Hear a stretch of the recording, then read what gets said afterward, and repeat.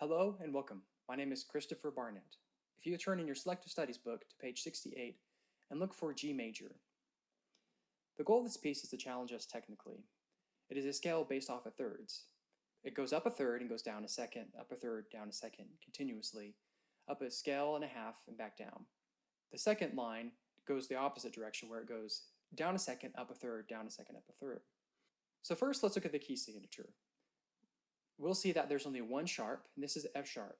You can look throughout the rest of the piece and find where there's an F, and you can even write an F sharp beside it if it will help you.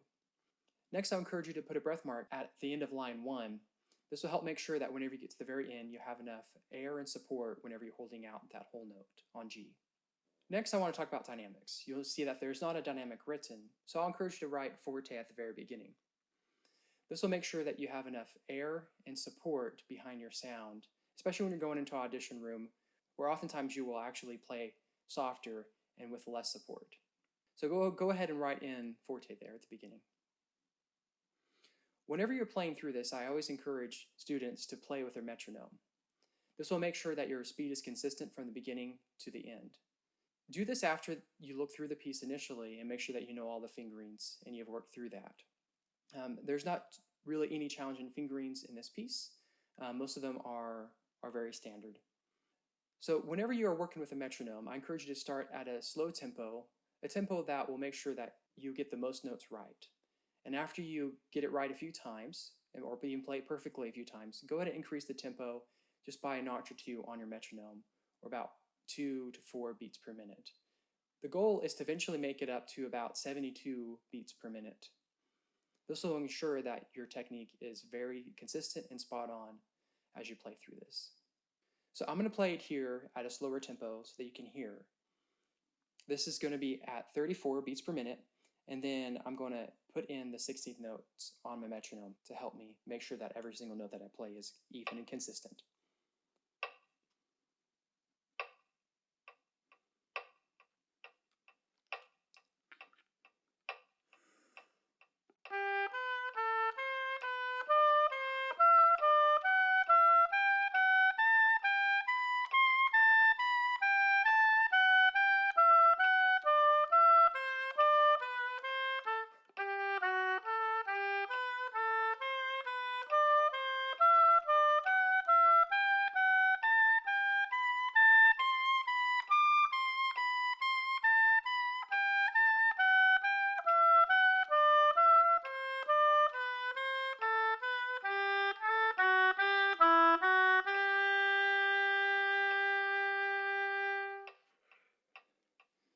And then after you play through it slowly, go ahead and increase the metronome just little by little until you get up again to about 72.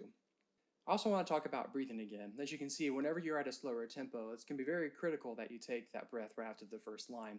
Now, if you do get it up to about 72, you might even get rid of that breath mark because that speed is so fast that you can possibly do this whole entire thing in one breath. So I'll go ahead and play it here at 72 and do it all in one breath here.